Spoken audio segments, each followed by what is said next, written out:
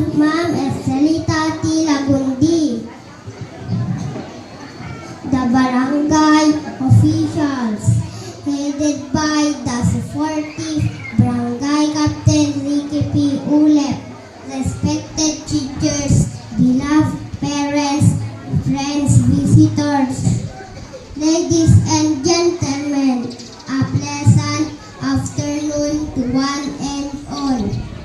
It is my honor and privilege to welcome you all to this special occasion, the Kindergarten Moving Up Ceremony 2026. Today, as we take this important step in our educational journey, we all know that it is not easy to read, to count, write our names, numbers, letters, and to perform many activities, but we are here today happy and proud.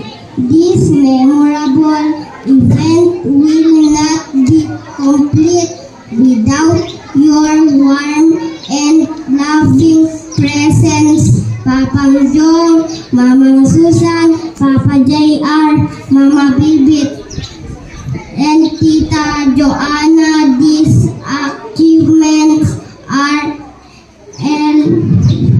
all dedicated for you beyond your immense and endless support. I love you so much, dear parents.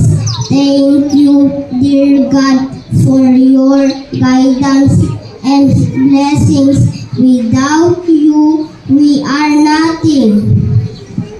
Congratulations, Kindergarten Class of 2026. Enjoy this special day and remember that the best yet to come. Once again, welcome and good afternoon.